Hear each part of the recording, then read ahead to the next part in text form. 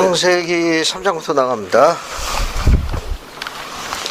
자, 창세기 3장부터 나갑니다. 창세기 3장 보십시오. 자, 거기 보시면은 이제 아담의 타락에 관계되어지는 이제 본법에 대해서 공부합니다. 거기 3장 1절부터 봅니다. 거기 보면 뱀이 여호와 하나님이 지으신 들짐승 중에 가장 간교하니라. 그 다음에 뱀이 여자에게 물어 가로되 하나님이 참으로 너희에게 동산의 모든 나무 열매를 먹지만 하시더냐. 그렇게 되어 있죠. 그런데 거기 여호와 하나님이 지으신 들짐승 중에 가장 간교하니라. 뱀이 여자에게 물어 가로되 그 중간에 모세서에만 기록되어 있는 게 있습니다. 결국 이 말은 뭐냐? 창세기에서 삭제될 가능성이 높은 거예요. 그래서 거기 모세서 4장 6절하고 7절이라고 하나 적어봅시다. 거기 3장, 창세기 3장 1절에 보면은 간교하니라 라고 되어 있죠? 간교하니라. 그 다음에 뱀이 여자에게 가로되 뱀이 여자에게 뭐 이르되 이렇게 뒤에 쭉 나와 있는데 이 중간에다가 여기다가 모세서 4장 6절부터 7절 이렇게 하나 씁시다. 이 내용이 모세서에 있어요.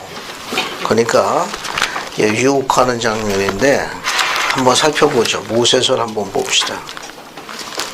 모세서 4장 6절부터 7절을 볼게요. 봤습니까? 같이 보세요. 이거 재밌습니다. 창세기에서 삭제된 걸로 추정할 수 있어요. 이제 고의적으로 누락된 걸 볼 수 있는데, 그래서 5절부터 읽어보겠습니다. 그래서 5절, 6절, 7절, 8절을 읽어보죠. 준비됐습니까? 같이 읽어보겠습니다. 자, 우선 진선미 자매님 모세서 4장 찾아가지고 5절, 6절 읽고 서영경 자매는 7절, 8절을 읽는 거예요. 자, 모세서 4장을 찾아요.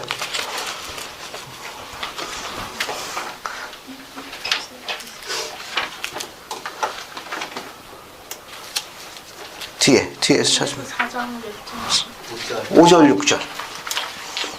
그런데 이제 나 주 하나님이 지은 어떤 들짐승보다 뱀이 더욱 간교하더라. 그리고 사탄은 뱀의 마음속에 그것을 넣었고 그는 또한 이브를 속이려고 하였나니 이는 그가 하나님의 마음을 알지 못하였습니다. 그런즉 그는 세상을 멸하려 하였더라. 이에 그가 여자에게 이르되 하나님이 참으로 말씀하시기를 너희는 동산의 모든 나무의 열매를 먹지 말라 하셨느냐. 8절까지. 가로도 읽어요. 가로도 읽어야지, 그럼 당연히. 그리고 그는 뱀의 입으로 말하여 여자가 뱀에게 이르되 동산 나무의 열매를 우리가 먹을 수 있으나. 됐습니다. 여러분 거기 5절에 보면은 이제 나 주 하나님이 지은 어떤 들짐승보다도 뱀이 더욱 간교하라. 여기까지는 맞아요. 창세기 여기까지는 이게 똑같습니다. 네, 간교는. 그런데 그 뒤에 뒷부분에는 요 6절이 들어가 있는 거예요. 그 6절 한번 봐요.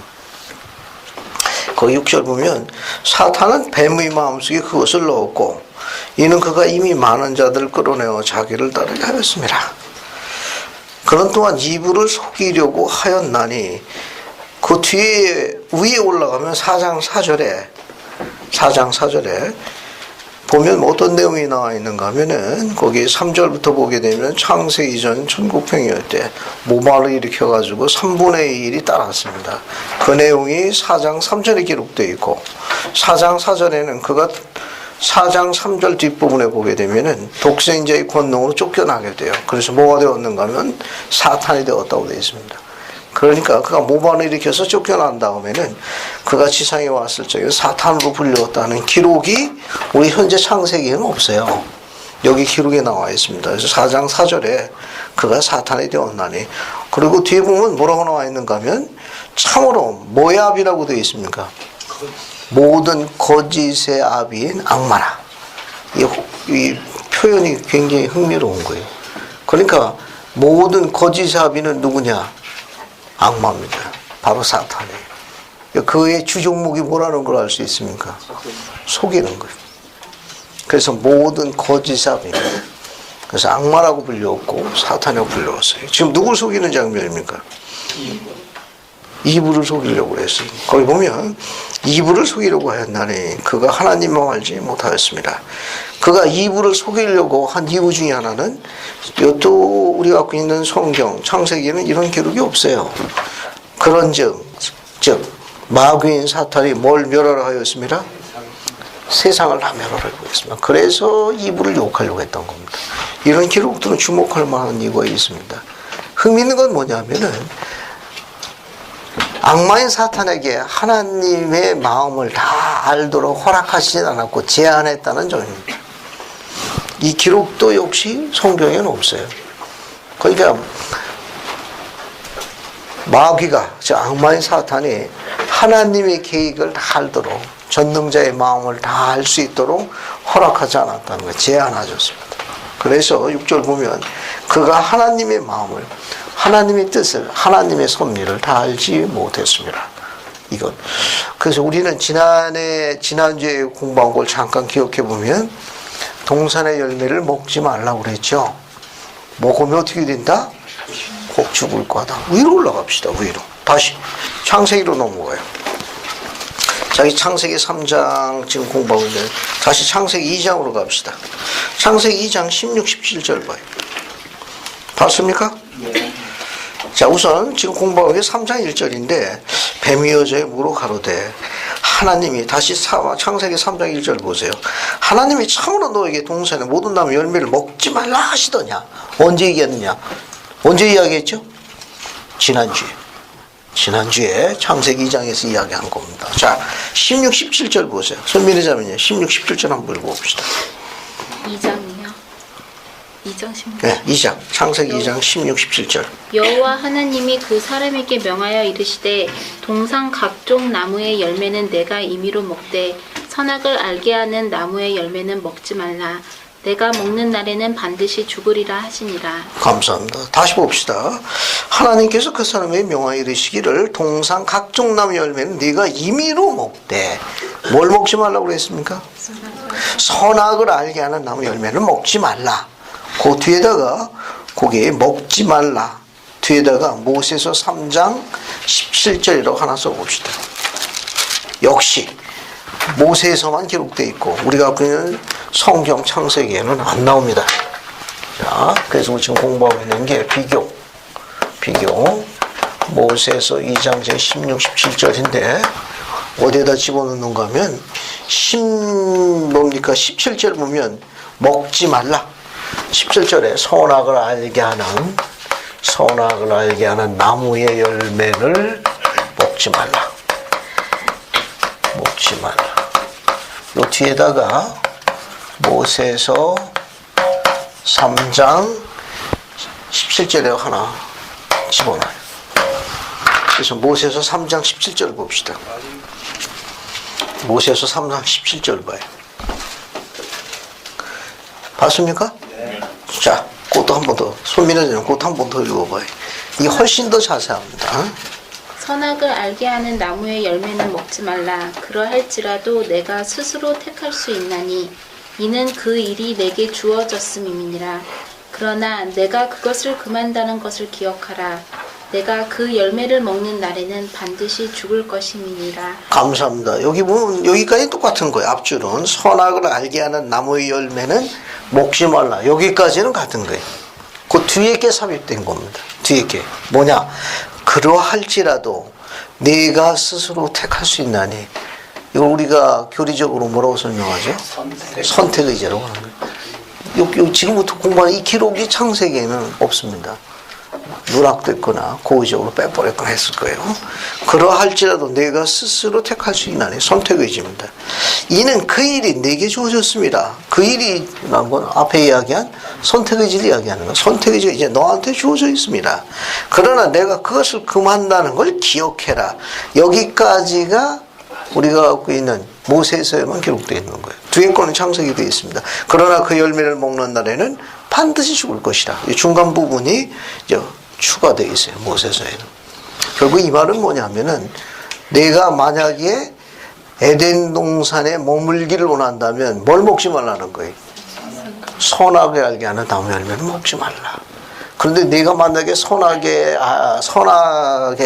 그것을 알게 하는 나무의 열매를 먹으면 에덴 동산에 더 이상은 머물을 수 없다. 어떻게 된다는 거예요? 쫓겨난다는 겁니다. 그죠? 이렇게 우리가 갖고 있는 이 기록은 이게 굉장히 재미있습니다. 이게. 근데 하나 재미있는 건 뭐냐면은 다시 이제 창세기로 갑시다. 창세기 3장하고 2절을 다시 볼게요. 봤습니까? 여기 한번 4절까지 읽으면서 한번 볼게요. 그 2절을 보면 여자가 뱀에게 말하되 왜요? 뱀이 여자에게 물었거든. 근데 우리가 그런 창세기에 이렇게 안 나와 있고 모세서에는 뱀의 마음에 지금 누가 들어가 있는 거예요? 사탄, 마귀가, 악마가 들어가 있는 상태예요. 하나님이 참으로 너에게 동산의 모든 나무 열매를 먹지 말라 하시더나 여자가 뱀에게 뭐라고 얘기했는가 하면 결국 이건 뭐냐? 태초에 뱀하고 여자는 뭐 한 거예요? 대화가 가능했던 거예요. 그죠? 믿거나 말거나 시리즈입니다. 알겠어요? 그럼 뱀이 기어갔을까? 걸어갔을까? 기는 건 뒷사건 아니에요. 그러면 아마 걸어갔을 거 추정하는 분도 있는데 그냥 심심풀이를 한번 생각해 보고 왜? 뒤에 보면 이제 기억하도록 저주를 받거든. 그러면 아마 걸었을 가능성이 있진 않겠냐. 이거는 그냥 심심풀이를 한번 생각해 본 겁니다. 뒤에 보세요. 여자가 뱀에게 말하기를 동산나무 열매 우리가 먹을 수는 있으나 동산 중앙에 있는 나무 열매는 하나님 말씀에 너희는 먹지도 말고 만지도 말라. 너희가 죽을까 했노라. 근데 뱀이 여자에게 뭐라고 이야기했습니까? 너희가 결코 죽지 아니하리라. 근데 이브가 죽지 않았나요? 결과적으로 어떻게 됐습니까? 죽었지요. 거기다 밑줄을 하나 치는 겁니다. 우리 창세기 4장 4절에 너희가 결코 죽지 아니하리라. 이거는 사탄의 어떤 속성을 공부할 수 있는 거죠? 조금 전에 공부한 거 모세서 4장 4절이라고 적으면 돼요. 거기다가 결코 죽지 아니하리라. 거기다가 모세서 4장 4절에 적어요. 거기 뭐라고 나옵니까? 사탄은 뭐의 압이에요? 모든 거짓의 압이에요. 모든 거짓의 압. 그런데 전부 다 몽땅 거짓말로 일관하나요? 안 그렇습니다. 그 기록을 계속 보세요. 그럼 우리도 안 믿죠. 그죠? 거기 5절 봅시다. 결코 죽지 않냐. 이건 뭡니까? 이건 거짓말이에요. 근데 5절 보세요. 너희가 그것을 먹는 날에는 너희 눈이 밝아져 하나님같이 되어 선악을 알게 할 줄 하나님이 아심이시니라. 5절은 어떻습니까? 이거는 맞음입니까? 틀림입니까? 맞으면 반은 맞고 반은 틀린 거예요. 그죠? 결국은 이게 아주 흥미로운 묘사입니다. 또 하나 6절 한번 쭉 넘어가 봅시다. 여자가 그 열나무를 본즉 먹음직도 하고 보암직도 하고 지혜스럽게 할 만큼 탐스러운 열매를 한지라. 여자가 그 열매를 먼저 따먹고 이브가 먼저 열매를 먹은 거예요. 그죠? 그 다음에 자기와 함께 있는 남편에게 주매 그도 먹은지라. 거기도 뭐였습니까? 여자가 그 열매를 먼저 먹었어요. 그 다음에 누구한테 열매를 가져다 줬습니까? 자기와 함께 있는 표현을 잘 보세요. 경전의 표현은 자기와 함께 있는 누굽니까? 남편이라고 모세했으니까 이분들은 어떤 성약을 맺은 거예요? 결혼 성약을 맺은 게 틀림없습니다. 그죠? 그럼 이분은 아담에게 왜 열매를 가져다 줬죠? 지금 이브가 어쨌든 열매를 먹었습니다. 그죠? 근데 지금 아담에게 가져다 주잖아요. 아담에게 왜 가져다 줬을까? 이브가. 함께 네? 함께 혼자 있죠. 저기 정자매님, 예. 함께 부부니까 네. 끝까지 함께 하죠. 함께 죽자고. 그죠? 혼자 죽으면 안 되니까. 감사합니다. 마음에 들어 하시는 해석 같아요. 우선 조금 이야기를 다른 관점에서 한번 보겠습니다. 지금 이브가 열매를 먹고 난 다음에 자기와 함께 있는 남편에게 주니 남편도 그 열매를 먹었더라. 정말 이브가 자기가 쫓겨나니까 죽어야 되니까 같이 쫓겨서 같이 죽자고 그랬을까? 함께 같이 살죠. 그렇게 생각하십니까? 주제를 조금 더 다른 쪽으로 넘어갈게요. 일반적으로 세상에 알려져 있기는 이게 우리 경전에 가르치면 사탄이 지금 이브를 먼저 유혹한 걸로 되어 있죠. 근데 왜 아담에게 먼저 안 갔을까요? 지금 우리가 갖고 있는 창세기 기록은 사탄이 지금 이브에게 갔지 않습니까? 왜 아담에게 안 갔어요? 아담한테 가는 게 순서가 맞는데. 제일 쉽게 이거 이사님 왜 사탄이 남편한테 먼저 안 갔습니까? 아무래도 제일 쉽게 속일 수 있는. 쉽게 안 움직일 것 같아서. 남자들이 원래 좀 답답해. 원래 좀, 뭐 그런 거냐. 우리가 갖고 있는 후기의 계시는 다른 관점에서 보고 있습니다. 그래서 후기의 계시를 살펴볼게요.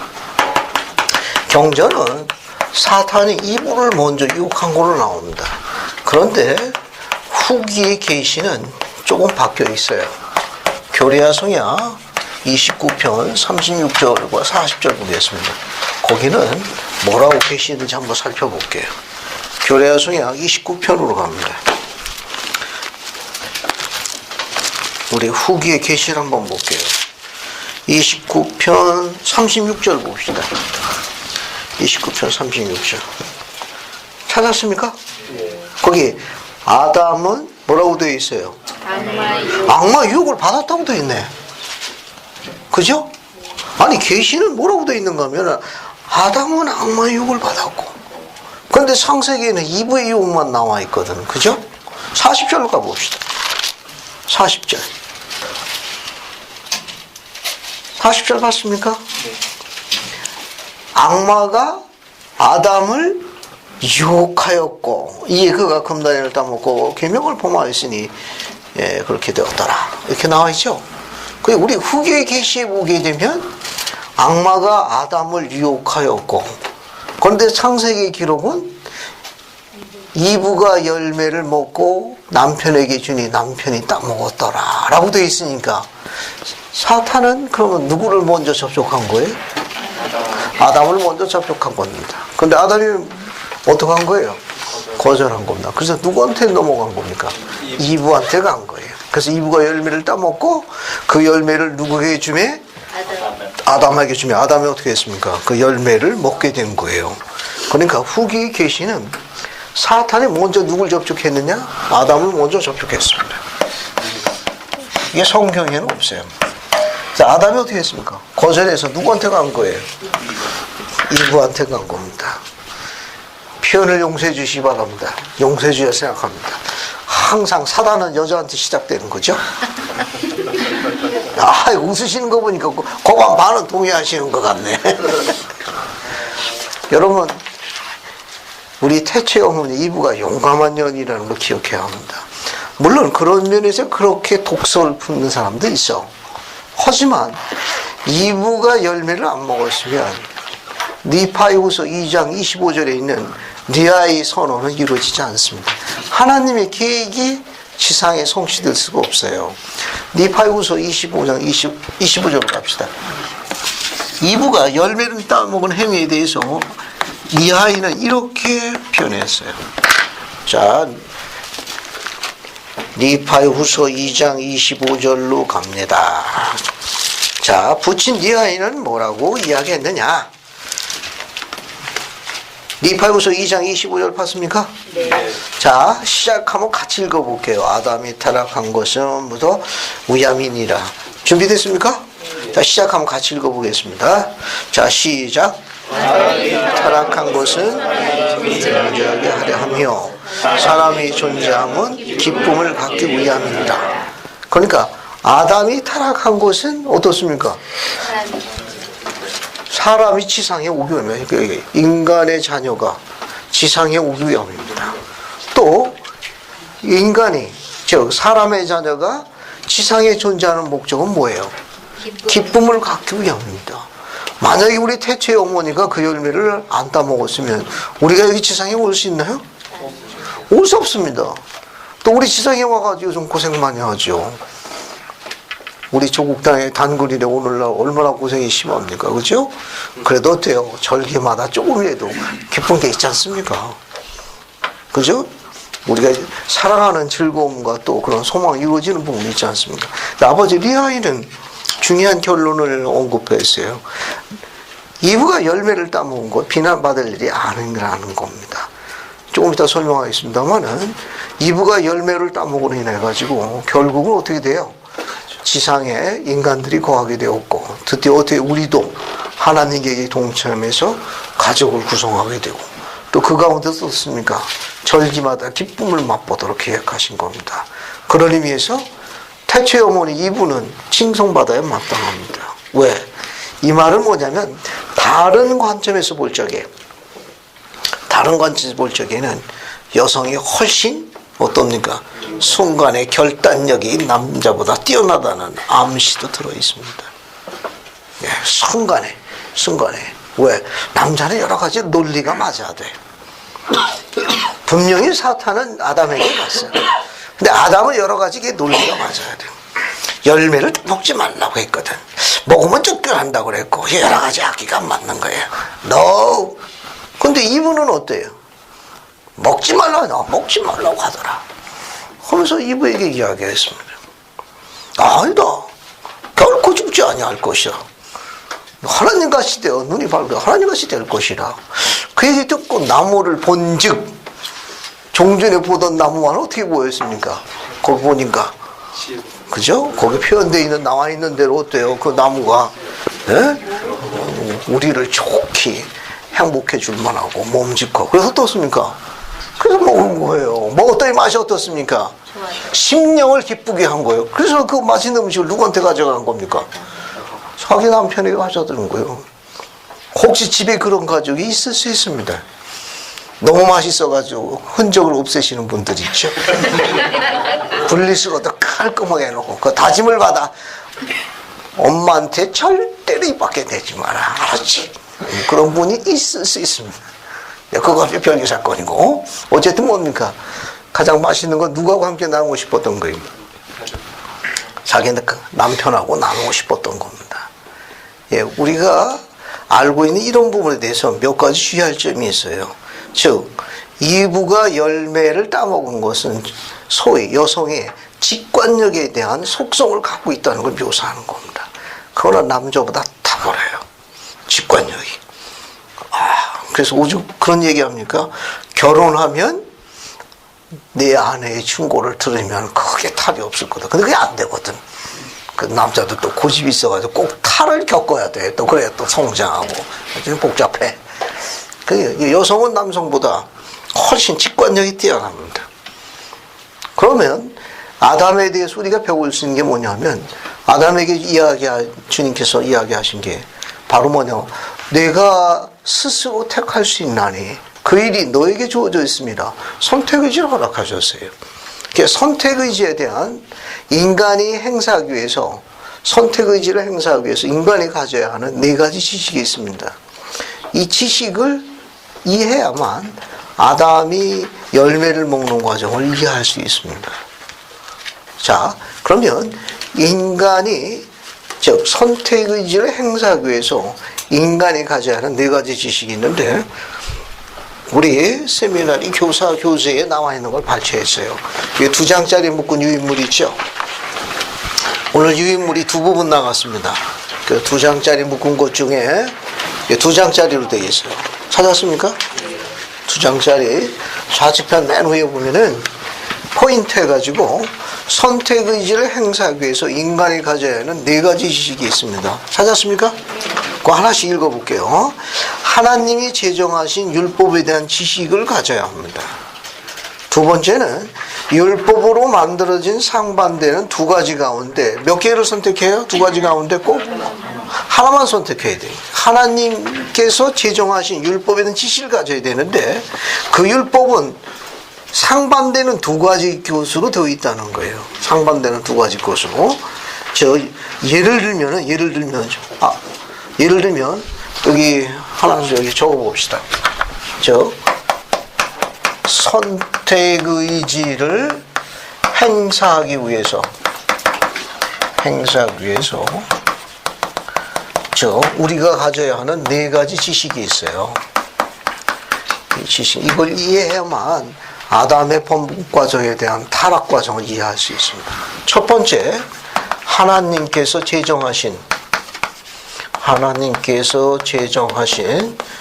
율법에 대한 지식을 갖고 있어야 돼요. 율법에 대한 지식을 가져야 합니다. 율법에 대한 지식. 제정하신 율법에 대한 지식을 갖고 있어야 돼요. 혹시 기억합니까? 하나님의 일과 하나님의 영광이 뭐죠? 하나님 계획의 목적인데 그 대표적인 게 모세서 1장 39절이에요. 기억합니까? 네. 보라, 사람에게 불멸과 영생을 가져다 주는 일, 가져다 두는 것, 곧 그것이 나의 일은 나의 영광. 그럼 하나님 율법에 대한 지식을 갖고 있어야 됩니다. 하나님께서 우리에게 뭘 가져다 주시기 원해요? 불멸과 영생을 가져다 주기 원합니다. 그래서 하나님이 제정하신 율법에 대한 지식을 갖고 있어야 되는데 두 번째는 뭡니까? 율법으로 만들어진 상반되는 두 가지 가운데 꼭 몇 개를 선택해야 돼요? 하나만 써요. 앞에 보세요. 하나님께 제정하신 그 율법이 상반되는, 서로 반대되는 두 가지 것으로 구성되어 있습니다. 두 가지 것으로 구성되어 있어요. 이 두 개 중에 꼭 하나만 선택해야 합니다. 하나만 선택해야 돼요. 예를 들면 생육하고 번성해서 땅에 충만하라 라고 말씀하셨죠? 그죠? 하나는. 그래, 또 뭡니까? 동산의 열매는 다 먹어도 이제 뭘 먹지 말라고 그랬어요? 선악을 알게 하는 나무의 열매는 뭐라고 그랬습니까? 먹지 말라고. 두 개가 반대되는 거예요. 하나는 생육하고 번성하라고 말씀하셔놓고 하나는 뭡니까? 선악과 생육하고 번성하기 위해서 뭘 먹어야 돼요? 선악과 열매를 먹어야 되는 거예요. 이거 안 먹으면은 생육하고 번성 자녀를 낳을 수가 없어요. 지금까지 아담과 이브가 어떻게 하고 있어야 됩니까? 에덴 동산 두 분이 펄떡펄떡 떠댕기실 거예요. 그래서 이브하고 아담이 그럴 겁니다. 어찌 우리 둘만 있디야? 어떻게 댕겨? 우리 둘이 댕겨 심심하다. 뭐 아마 그럴 거예요. 이해하시겠죠? 하나님이 제정하신 율법인데 그 율법에 대한 지식이 어떠냐? 그 율법에 상반되는 두 가지 구성되어 있다는 겁니다. 하나는 생육하고 번성하고 땅에 충만하라요. 또 하나는 뭘 이야기하셨는가 하면 선악을 나무 열매를 먹지 말라고 했어요. 먹으면 죽을 거고 쫓겨날 것이다. 그런데 생육하고 번성하려면은 선악과 열매를 반드시 먹어야 돼요. 안 먹으면 생육하고 번성하기 이 계명을 지킬 수가 없어요. 이 두 계명 중에 어느 것이 큰 우선순위를 갖고 있습니까? 어느 계명? 위에 게 큰 거예요. 세 번째 봅시다. 세 번째 보세요. 세 번째 뭐라고 했습니까? 두 개 중에 우리가 무엇을 선택했으면 하는 걸 알아야 돼요. 누가? 하나님께서 원하시는 걸 알아야 합니다. 하나님은 두 개 중에 어느 걸 원하셨습니까? 위에 걸 원하시는 거예요. 그래서 거기 보면 하나님이 우리가 선택하기 원하는 것에 대한 지식을 가져야 합니다. 지식을. 하나님이 우리가 무엇을 선택했으면 그분이 기뻐하시겠다. 그것을 알아야 한다. 자, 네 번째. 네 번째는 뭐라고 되어 있습니까? 일단 선택하면 누가 선택하는 거예요? 우리가 선택하는 겁니다. 우리가 일단 선택하면 어떻게 뭐라고 되어 있습니까? 누가 책임져요? 선택한 우리가 책임집니다. 우리가 책임져야 한다는 지식입니다. 이게 선택의지에 대한 네 가지 지식인데 이걸 이해해야만 아담의 범법 과정을 이해할 수 있어요. 오늘. 자, 다시 한번 정리해 봅시다. 인간이 선택의지를 행사해 가지고 네 가지 지식이 있는데 우선 첫 번째가 뭐다? 하나님 율법에 대한 지식을 가져야 합니다. 하나님이 제정하신 율법이 뭘로 되어 있어요? 상반되는 두 가지 구성되어 있는데 두 개 중에 꼭 하나만 선택해야 합니다. 그걸 선택할 때 누가 기뻐하시는 걸 선택합니까? 하나님 기뻐하시는 걸 선택해. 또 우리가 뭘 선택해야 되는지를 하나님이 원하시는 거에 대한 지식을 갖고 있어야 합니다. 우선순위에 관한 지식을 갖고 있어야 돼요. 선택의지의 제일 중요한 교리 중에 하나가 네 번째입니다. 일단 선택하면 누가 책임진다? 우리가 책임진다는 이 네 가지 지식을 갖고 있어야 합니다. 그래서 아담이 범법하는 이 과정에 있어가지고 중요한 거 설명하고 있습니다. 뭘 설명하는가 하면은 이분은 직관력에서 열매를 따먹은 거예요. 아마 생육하고 번성해 땅에 충만하는 것보다는 직관적으로 봤을 적에 열매가 동산에 있는 어떤 것보다 어땠습니까? 뛰어나고 훌륭해 보였던 거예요. 또 지혜스러워, 먹으면 지혜롭고 하고 또 뛰어나게 또 분별하는 어떻습니까? 즉시 열매를 먹었습니다. 열매가 뛰어나고 10년이부터 맛있던 거 확실한 것 같아요. 즉시 누구한테 갑니까? 아담에게 왔습니다. 자, 아담은 선택의지 행사에 대해서 이게 적용된 거예요. 자, 어떻습니까? 열매를 안 먹으면 어떻게 돼요? 하나님께 지쳐서 그 곁을 떠나지 말라 하는 그 여자가 어떻게 됩니까? 기뻐할 수 없습니다. 지킬 수가 없어요. 결국 열매를 안 먹게 되면은 이분은 어떻게 되죠? 동상 밖으로 쫓겨날 거예요. 이분은 어떻게 됩니까? 사망이 말 거예요. 그러면 동산에서 아담은 뭐 합니까? 혼자서 첫 번째 계명을 성취할 수 있나요? 성취하기가 어려울 거예요. 또 주님과 어떤 소약을 맺었죠? 지난주에 아담이 동산에서 하나님께서 이불을 줬을 적에 뭐라 하셨습니까? 사람이 부모를 떠나 한 여자가 뭐하여? 합하여 뭐가 되라고 했습니까? 둘이 하나가 되라고 했어요. 이 합하여라는 뜻을 설명했습니다. 그죠? 지난주에 클리브 onto his wife라고 해가지고 이 클리브라는 단어는 합친다는 단어도 또 있지만 그 안으로 들어가게 되면 그 동사의 어원의 뜻이 누구 곁에 가장 가까이 있어 결코 떨어지지 않는, 그래서 그것을 지키는, 보호하는 그런 의미를 갖고 있다. 아담은 이브를 하나님께 주신 선물이거든요. 그러니까 성약을 맺은 거예요. 어떻게? 영원히 그녀 곁에 가장 가까이 머물러 그녀의 반응에 가장 민감하게 반응해서 그녀에게 오는 폭풍으로부터 뭐하도록? 키프하도록, 절대로 떨어지지 않겠다고 성약을 맺은 거예요. 근데 지금 이브가 어떤 상태가 온 겁니까? 이미 폭풍우가 오는 거예요. 그래서 어떻게 했습니까? 성약을 지키고자 내가 하나님께 성약을 맺었사오니 당신께서 그녀 곁을 결코 떨어지지 말고 그녀를 지키라고 영원한 성약으로 맺었으므로, 그런데 이브가 내 곁을 떠나 떨어지게 되었사오니 나는 성약을 지키고자 열매를 먹나이다라고 적용한 거예요. 이건.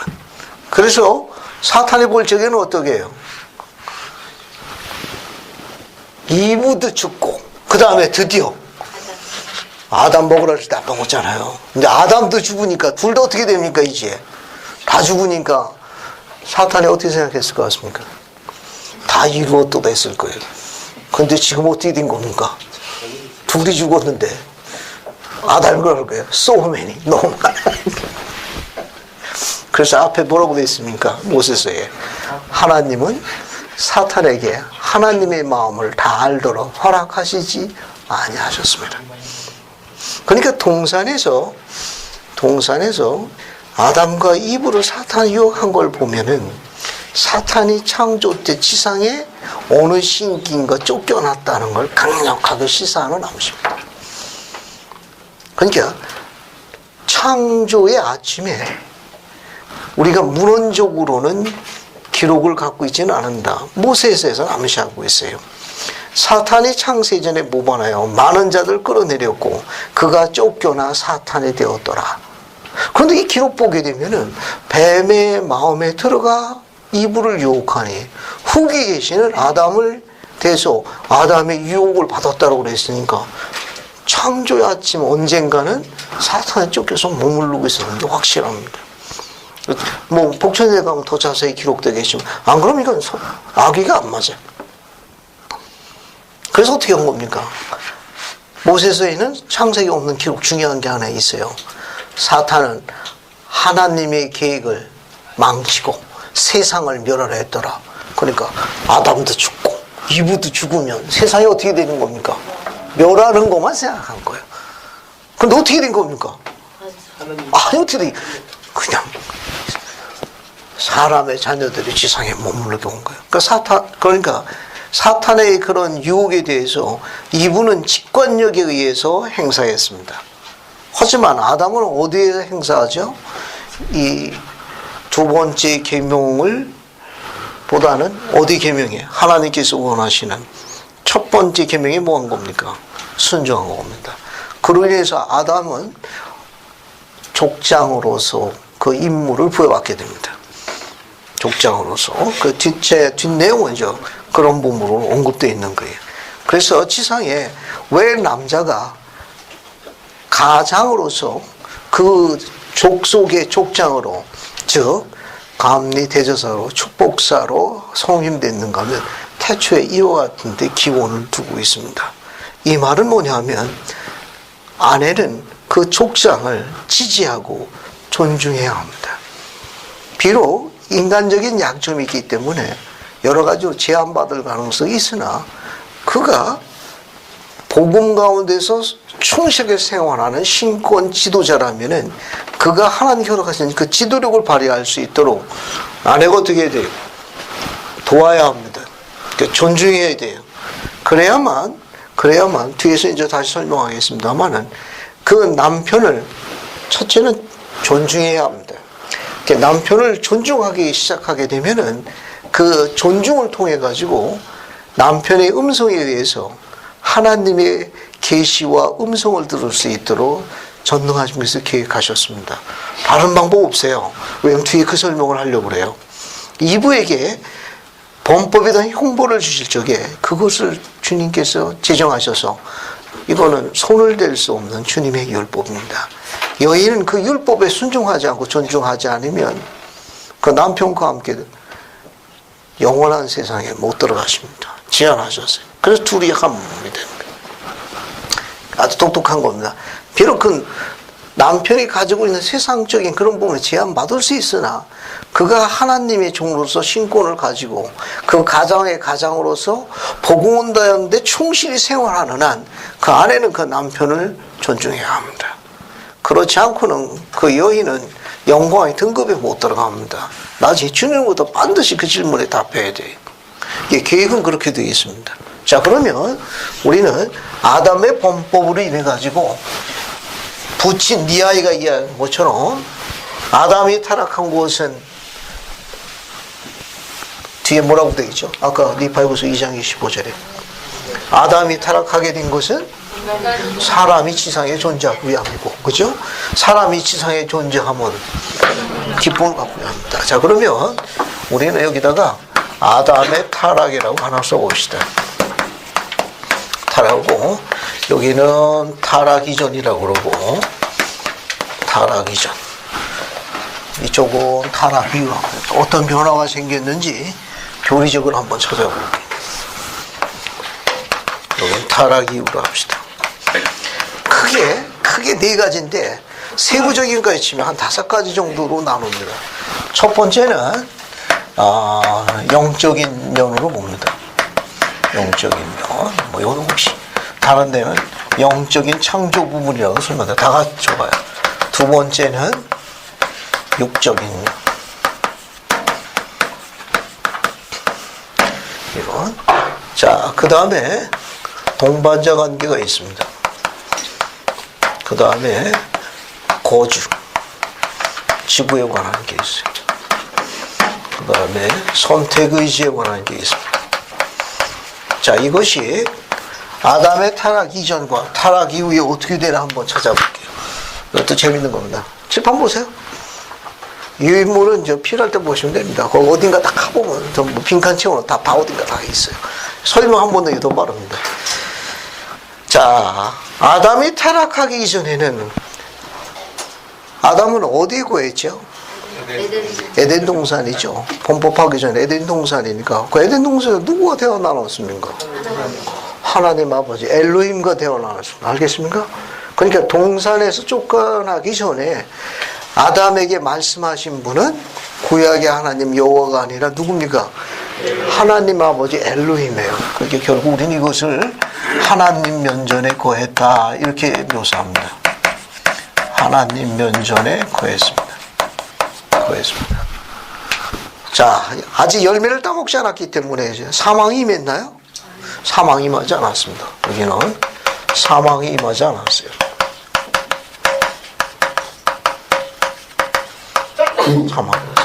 그러면 아담이 흙으로 지어져 가지고 살아서 움직이고 있죠. 몸에 피가 있었나요? 우리는 지금 살아있다는 건 몸에 뭐 때문에 살아있는 겁니까? 피. 그죠? 그 아담은 범법하기 전에는 사망이 임하지 않았으니까 아담의 몸 안에는 피가 없었잖아요. 근데 어떻게 살아가고 움직였죠? 예? 만약에 아담이 열매를 먹지 않는다면 어떤 상태로 머무르게 됩니까? 이영수자매님. 그렇죠. 불멸의 상태로 지금까지도 죽지도 않고 멸하지도 않는 상태로 지내는 거예요. 그죠? 열매만 먹지 않았다면. 그러니까 선악을 알게 하는 열매 안에는 어떤 요소가 들어있는 거예요? 피를 만드는 요소. 그걸 교리적으로 무슨 요소를 하죠? 필멸의 요소라고 그럽니다. 우리 인간을 뭐라고 그래요? 필멸의 인간. 꼭 죽어야 하는 그런 뜻이에요.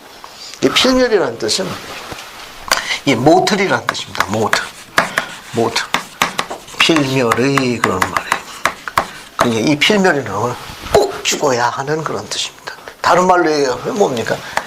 그 안에 피가 있는 거예요. 필멸의 요소예요. 필멸의 요소. 그러니까 선악을 알게 하는 선악과 열매는 몸에 필멸을 가져오는 피를 생성시키는 그 무언가 요소라는 것만 추측하고 있습니다. 그게 열매를 먹기 전에는 아담은 몸 안에 피가 없이 뭘로 살리심을 받았다고 그러죠? 그렇죠. 이영숙 자매님, 먹지만 않으면 불멸의 상태가 유지되는 거예요. 불멸의 상태가 유지됩니다. 왜? 영에 의해서 살리심을 입었으니까. 영에 의해서 살리심을 입음, 이렇게 경전에 표현해요. 그런데 중요한 단어가 하나 있습니다. 이 상태를 뭐라고 그러는 건 오리지널이라고 그래요. 오리지널, 태초의 불멸의 상태라고 합니다. 그러니까 이 말은 뭐냐면 열매를 먹으면 즉시 뭘로 전환되는 거예요? 필멸로 돌아가니까 그 불멸이 어떻게 된 겁니까? 제한된 겁니다. 이거. 그래서 제한된 의미에 뭐가 되는 거예요? 불멸의 상태가 되는 거예요. 그 열매 먹으면 즉시 뭘로 바뀌는 겁니까? 모틀, 필멸 상태로 바뀌는 거예요. 그래서 제한되어 있는 거예요. 제한되어 있는. 먹지만 않으면 계속해서 불멸의 상태지만 열매를 먹으면 즉시 뭘로 바뀌게 되는 거예요? 필멸을 바꾸니까 몸 안에 영으로 살리시는 상태지만 제한된 의미의 불멸이어서 우리 이걸 오리지널, 태초의 그런 의미로 씁니다. 바뀌는 거예요. 이건. 정리됐죠? 그러니까 영적인 면에 있어서는 하나님 면전에 머물러 가지고 대화를 나눴습니다. 이렇게 하나님 면전에 머물러 전능자와 소통하는 상태를 우리가 뭐라고 그럽니까? 뭐라고 그래요? 이런 상태를 하나님 면전에 이걸 우리가 영적인 상태에 있어서 합당한 상태라고 이야기하는 겁니다. 그런데 여기서 하나님 면전으로 쫓겨나면 어떻게 돼요? 그죠? 그게 이제 소통이 막히는 겁니다. 조금 이따 설명하려고. 그 다음에 육적인 면에 있어서 어떠냐? 아직 열매를 따먹지 않았으니까 죽음이 세상에 오기 전이에요. 아직 불멸의 상태인데 열매를 먹기 전까지를 제한된 의미의 불멸의 상태를 한다. 그러면 아담의 몸 안에 형제 뭐에서 살리심을 받았다? 피가 아니라는 거. 아직 피가 없어요, 여기. 아직 몸 안에 피가 생성이 안 됐어요. 아직 피가 없습니다. 자, 그리고 여기 지구는 지금 어떤 상태예요? 아직 타락된 상태가 아니니까 거의 다 영향을 미칩니다. 아담이 동산에 있는 상태와 똑같은 영향을 미쳐요. 그래서 에덴 동산은 어느 영광의 상태죠? 에덴 동산 우리 보통 낙원의 상태라 하지 않습니까? 그죠? 낙원의 상태. 이 낙원은 그러면 어느 왕국을 기준하는 거예요? 해, 달, 별 중에 달의 영광의 상태를 묘사합니다. 손민혜 자매님, 달의 영광이에요? 이해됐습니까? 이 달의 영광의 상태예요, 이건. 달의 영광의 상태. 달의 영광, 그러니까 에덴 동산은 달의 영광의 상태로 계시되어 있을 거 알려져 있습니다. 그 쫓겨난 다음에는 어떻게 되느냐, 알죠? 별의 왕국 상태로 전환되는 겁니다. 따라서 우리가 살고 있는 이게 어때요? 뭐 열매 따먹거나 쫓겨나니까 동산에 쫓겨나가지고 우리가 거하는 이 지구는 이제 어느 영광의 상태로 바뀐 거예요? 별의 영광의 상태로 바뀐 거예요. 별의 영광의 상태로 바뀐 겁니다. 그죠? 그 별의 영광의 상태로 어떤 사람들이 살아요? 별 사람이 다 살아요. 어떤 일 저집니까? 별짓 하죠. 어떤 일을 합니까? 별일 다 일어나. 별의 영광의 상태. 그래서 이걸 다른 말로는 타락한 유격의 세상이라고 이야기하는 겁니다. 별의 영광에 이렇게 전환되는 겁니다. 자, 선택의 진은 어때요? 자, 열매를 따먹기 전에는 나르지라는 소위 나르지 지식은 갖고 있었나요? 네. 지식은 있었습니다. 맑게 다 알아들었잖아요. 열매 먹지 마라. 먹으면 쫓겨난다. 그죠? 내 아내 곁에 떠나지 말고 잘 지켜라. 알았지? 네. 맑게 다 알아들었어. 우리 애기들도 어떻습니까? 선악은 분별 못해도 애들 귀신 같아요. 다 알아. 그 총명하면 이루 말할 데가 없어. 분위기 파악도 잘하고 또 시기 질투도 있어가지고 다 또 제 거 내 편 아닌 편 다 알아. 기가 막히죠. 지식이 있는 거예요. 뭡니까? 뭡니까? 상에 올라오면 그 고추장에 케찹 비슷하잖아요. 색깔이. 먹지 말라고 해도 어떻습니까? 말 안 듣지. 울고불고. 어떻습니까? 애비가 먹어봐. 고추장 케찹인 줄 알고 먹으면 어때요? 나중에 울고불고 하죠. 그러면 이제 어떻게 됩니까? 이제 경험이 쌓여가지고 어떻게 총명해지죠. 다음부터 먹으래도 안 먹어. 아담도 똑같아요. 지식은 있으나 뭐가 없는 겁니까? 선악을 분별하는 능력은 갖지 못했습니다. 아직은 못 가지고 있습니다. 선악을 분별하는 능력은 없었습니다. 지금 어린아이 상태. 어린아이 상태다. 어린아이 지식 다 갖고 있고, 어때요? 그 상태를 우리가 이노센트하다고 그럽니다. 이노센트. 사전 찾으면 무죄한 그런 뜻이 나와요. 죄가 없는 이런 순진무구한 천진난만한 아주 순수한 어린아이 상태를 이야기하는 겁니다. 이런 상태. 이노센트 상태라고 그래요. 이노센트 상태. 이거하고 조금 다릅니다. 이거하고는. 이거하고는 다른 거예요. 알겠습니까? 죄가 없는 순수한 상태. 아주 천진난만하고 아주 순전무구한 그런 상태를 이야기해요. 순정한 상태로. 됐죠? 무지는 다른 거예요. 무지는 무지하게 무식한 거예요. 이거 이렇게 단어를 쓰고 해석하는 분들이 있는데 그분이 무지하게 뭐 하시는 분이 그런 상태가 태초에 보면은 그런 분 아니에요. 이분들은 이런 분은 아주 탁월한 예지를 갖고 계신 분들이었어요. 이 아담이 타락하기 전 상태입니다. 자, 이제 열매를 따먹었습니다. 자, 열매를 따먹고 난 다음에 하나님 면전에서 어떻게 되죠? 하나님 면전으로부터 어떻게 됩니까? 이제 추방당해요. 이 추방을 격리라고도 씁니다. 또는 분리라고도 불러요. 이렇게 하나님 면전에서 추방당해가지고 그 면전에 서지 못하는 합당하지 않은 상태를 우리가 교리적으로 뭐라고 부르죠? 무슨 사망이라 하는데? 영적 사망이라 하는 거예요. 영적 사망. 이게 사망이 두 가지가 있어요. 앞에 영적이라는 단어가 붙게 되면 하나님 면전에 거하지 못하는 상태. 자, 아버지 면전으로부터 쫓겨난 상태. 분리된 상태. 격리된 상태를 우리가 영적 사망이라 합니다. 그래서 에덴 동산에서 아담이 아버지 면전에서 처음으로 쫓겨났죠. 그래서 우리는 이걸 다른 의미로 또 첫째 사망이라고 불러요. 첫째 사망. 그러니까 사망자 앞에 서수가 붙으면 전부 영적 사망이에요. 전부 영적 사망. 첫째 사망도 전 모두 있어요. 둘째 사망도 있습니다. 그래서 첫째 사망과 둘째 사망도 있는데 사망자 앞에 서수가 붙어가지고 첫째 사망, 둘째 사망 전부 다 뭡니까? 두 개가 다 영적 사망이 됐습니까? 첫째 사망은 악 하고 죽고 둘째 사망은 억 하고 죽는다. 말도 안 되는 소리. 네? 여기 됐습니까?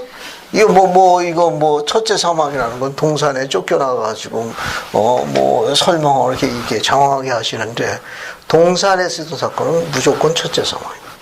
아버지는 쫓겨난 거예요. 둘째 사망은 그리스의 속죄로 인해 가지고 복음이 우리에게 전달되어져 복음의 원리와 의식대로 살면 어때요? 불멸과 영생을 살도록 되어 있는데 그리스의 속죄에 의한 그것을 받아들이지 않으면 아버지로 돌아갈 수 있도록 아버지 면적으로 다시 돌아갈 수 있도록 그리스도께서 속죄하셨어요. 그래서 우리에게 복음을 허락하신 겁니다.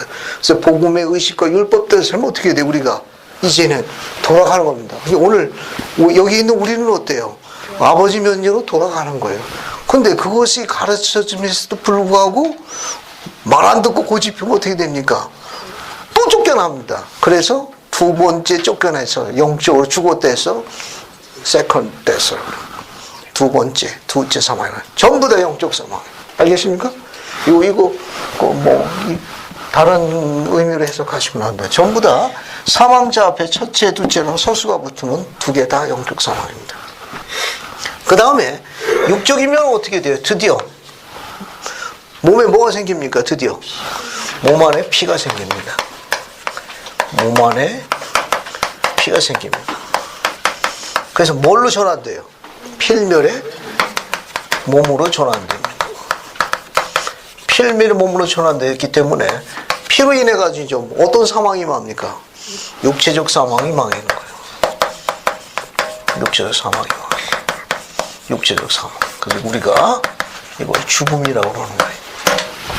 그래서 아담의 타락으로 인해 가지고 우리에게 임한 두 가지 사건은 뭐냐면 하나는 아버지 면전으로 쫓겨났다는 거. 또 하나는 뭡니까? 모든 인류에게 죽음이 다 임하게 되었다는 거. 그러니까 이 두 가지가 아담의 범법을 인해 가지고 양대 두 가지 제일 큰 사건이에요. 하나는 아버지 면전에서 쫓겨나가지고 누군가의 도움을 받지 못하면 아버지 면전으로 못 돌아갑니다. 또 육체적 사망이라는 건 어떻게 되는가 하면은 영과 육이 어떻게 되는 거예요? 분리되는 겁니다.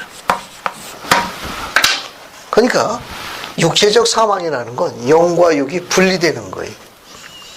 그러니까 누군가 도움을 받지 않으면 영과 육이 결코 합치지 못합니다. 영은 영의 세계에서 고통을 받아야 되고 육은 무덤에서 나오지는 못합니다. 아주 비참한 상태에 머물러야 돼요. 악이 요구하는 건 바로 그래요. 왜? 악은 육신이 있나요? 육신이 없기 때문에 인간이 갖고 있는 육신을 그렇게 저주하고 질투하는 거예요.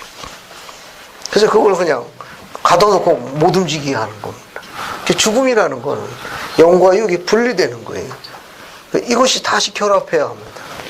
다시 결합하기 위해서 뭐가 필요하냐? 그리스의 속죄가 필요합니다. 아버지 면제로 돌아오셔서 누군가가 어떻게 해야 돼요? 중간에 가운데에서 변호할 사람이 필요합니다. 대변자가 필요해요. 그분이 누굽니까? 그리스도입니다. 하나님의 아들 독생자가 제가 대신 매를 맞겠사오니 여기 있는 제 동생들은 저한테 맡겨주세요. 그 아버지가 어떻게 한 겁니까? 그리해라. 그게 속죄입니다. 그게 자비고. 자, 그 다음에 여기 이게 동반자가 빠졌네. 그죠? 뭐 하나 빠졌다 했더니 제일 중요한 사이가 빠졌네. 자, 동반자가 주어졌죠. 동반자가 주어졌습니다. 지금 이부가 주어졌어요. 아내가 주어졌습니다. 근데 자녀를 낳을 수 있나요? 자녀를 낳을 수가 없습니다. 자녀를 못 낳아. 몸이 필멸로 전환되어야만 자녀를 낳는다는 거예요. 리아이가 그렇게 이야기했죠. 아담이 타락한 곳은 사람이 존재하고 위함이고 또 사람이 존재하면 기쁨을 갖게 우려. 그 하이라이트가 뭐냐? 여기 있는 거예요. 왜냐하면 하나님이 하나님이시는 것은 생명을 창조한 거예요. 그 능력 때문에 그렇습니다. 오늘 집에 가셔서 한번 활동해 보시죠. 집에 파리채 있죠? 파리채 가지고 그냥 바퀴벌레나 모기나 파리나 한번 그냥 때려잡으면 그래놓고 외치는 거예요. 예수 그리스도 이름으로 명하노니 성을 건너니 살아나라. 파리가 살아납니까? 모기가 살아나나요? 바퀴벌레가 살아나? 아무것도 할 수 없습니다. 그것도 어떻습니까? 하나님께서 내게 주신 그 영원한 동반자와 함께 우리는 생명을 창조합니다. 나중에 시간이 가게 되면 아주 오랜 영겁의 동안 함께 있는 것 같으죠. 나중에 어떻게 됩니까? 성장할 때는 이스라엘 전사처럼, 맞죠? 이스라엘은 인디안 전사처럼 여러 가지로 만고생 많이 하지만 나중에 뭡니까? 이 험한 인생이라는 역정에 동반자들입니다. 같이 가는 겁니다. 표를 용서해 주시기 바랍니다. 전 개인적으로 딸이 좋습니다. 딸이 인생의 동반자예요. 참, 지난해 딸하고 이제 딸 둘하고 같이 이제 여정을 다녀왔는데, 아이고, 참 딸에 대한 감사함과 조언이 너무너무 많았어요. 물론 아들도 써먹을 때가 있기는 해. 가끔 여러 가지 이제 부려먹을 때가 있기는 하나, 그러나 그 가치도 입을 쪽에 부모의 그런 부분에 대해서 그녀들이 그런 탄생에 관한 과정을 겪어서 그런지는 몰라도 그 부모에 대한 애틋함이 설명하기 쉽지 않을 만큼 독특합니다. 그래서 결론적으로 하면 딸이 좋다는 거죠. 아들 낳았다고 몇국 좋아하시는 분 저도 그랬는데 요즘 계산해 보니까 안 그런 것 같더라고. 이건 요금에서 삭제합니다. 자, 자녀를 낳을 수가 없습니다. 그 다음에 열매를 따먹은 되면 어떻게 돼요? 드디어 자녀를 낳게 됩니다. 자녀를 낳게 되어가지고 드디어 가족을 구성하게 됩니다. 가족을 구성하는 거예요. 이게 하나님의 계획의 하이라이트. 악마는, 사탄은 하나님의 계획을 다 이해하도록 제안하셨습니다. 이렇게 될 줄 몰랐거든요. 몰랐습니다. 자, 뒤로 갑니다. 자, 그 다음에 별의 왕세 바뀌었고, 어때요? 드디어 어떻게 됩니까? 선악을 분별하는 능력을 소유하게 됩니다. 소유하게 돼가지고, 우리가 계속해서 복음의 원리와 의식에 따라 충실히 생활하려면 무엇이 될 수 있어요? 하나님의 처가 될 수 있습니다. 그래서 하나님의 성품을 지닐 수 있게 됩니다. 성품을 지닐 수 있게 됩니다. 이것을 훈련할 수 있도록 가족을 허락하신 거예요. 그래서 그 가족과 함께 그 수많은 설명할 수는 어려움을 많이 줬거든. 그 중에서 이제 가족들이 서로 위로하고 서로 그런 역정을 통해 가지고 전능하신 분의 성품을 닮아가는 겁니다. 성품을 닮아가는 거예요. 자, 그럼 옆에다 조금 더 하나 더 적어볼게요. 이게 이제 아담의 타락으로 주어진 겁니다.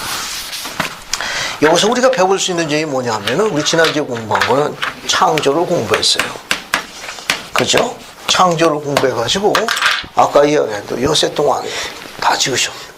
아담과 이도 지으시고 동산도 지어주시고 지구도 지어주시고 다 해주셨습니다.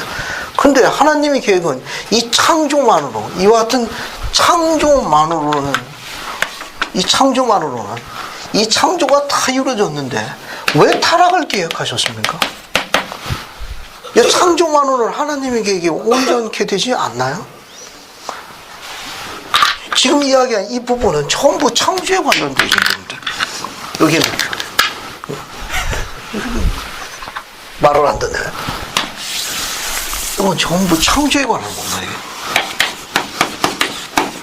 이 창조만으로는 왜 우리가 하나님께 가까이 나가는데 충분하지 않습니까? 리아이가 이해했는데요. 네.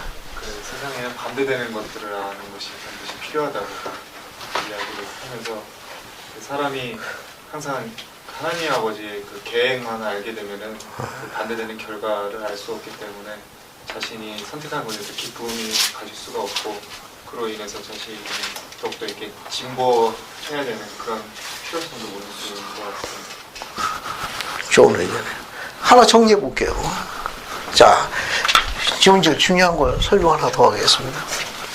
자, 이 창조에 의해 가지고 지금 아담과 이브가 사람이 창조된 거 아니에요. 그죠? 이 사람, 한번 보세요. 이 사람의 마음을 기쁘게 위해서 뭘 허락하신 겁니까? 뭘 또 지어주셨어요? 네? 공중의 새, 바다의 고기, 땅에 기어다니는 거, 또 곤충, 또 심심할까봐 풀, 채소, 나무, 그죠? 또 뭡니까? 또 더 재밌으라고 큰광명, 해, 달, 또 옹기종기 셔보라고 별들, 이게 다 우리를 기쁘게 하기 위해서 만드신 것들이에요. 그런데도 우리가 하나님처럼 되는 데는 온전치 못했던 겁니다. 왜? 하나님이 갖고 계신, 여기 지금 영도 지어졌고 육도 지어졌습니다. 그죠? 그런데 아직은 우리가 뭘 못 갖고 있습니까? 하나님이 뭘 또 갖고 계세요?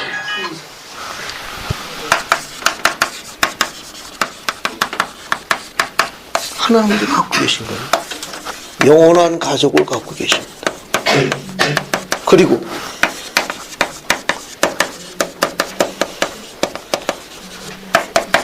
이 두 가지를 아직 창조를 했지만 이 두 가지를 못 가진 거예요. 아직은.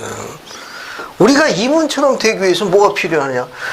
가족을 구성하는데, 어디 가세요? 저 왜 가족 구성하는데 영원한 가족을 구성해야 합니다. 또 어때요? 지금 이런 천진난만한 상태 갖고는 그분처럼 되기가 어려운 거예요. 그분처럼 되기 위해서 온전한 성품에 있는 과정이 필요한 거예요.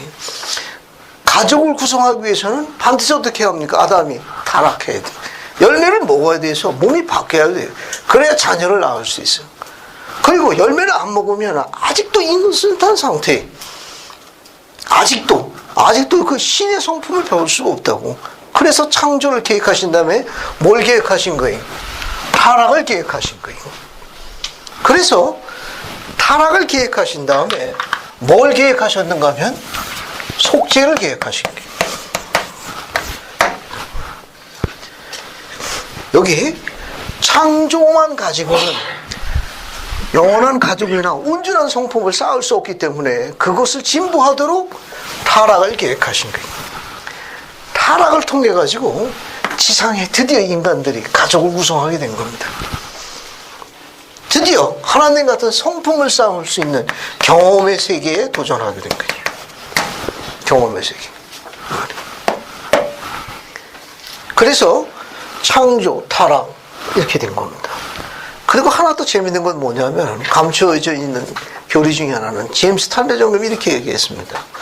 아담의 타락으로 인해 가지고 우리가 형벌을 받게 되는 건 맞아요. 하지만 오히려 그 형벌을 통해 가지고 영원한 가족과 하나님의 성품을 쌓는 더 큰 목표를 성취하게 되거든. 때로는 인간의 그런 우둔함과 범법이, 때로는이라고 했습니다. 알겠습니까? 즐겨하시면 안 돼요. 때로는 인간의 그런 우둔한 범법이 때로는 하나님의 크신 목적을 성취하는 수단으로 쓸 수 있다고 가르쳐요. 그걸 통해서 오히려 가르침을 받게 하시는 하나님의 지혜가 있다고 이야기했습니다. 근데 그거 즐겨 사용하시면 안 됩니다. 그거는 이제 혼나요. 뭐 상습범이라 해가지고 혼나면. 때로는, sometimes, 때로는 인간의 범법이 하나님의 높은 목적을 성취시키는 도구로 쓰일 수 있다고 가르쳤습니다. 경전에 그런 기록에 대한 예가 더러더러 나와 있습니다. 사도 바울도 그랬고, 엘마이세도 그랬고, 엘마이세도 다 어떻게 했습니까? 한때는 그런 과정이 있던 분들이지만 괘씸하고 난 다음에 어떻게 했어요? 주의 영광에 돌아가지 않은, 물러서지 않은 분들이에요.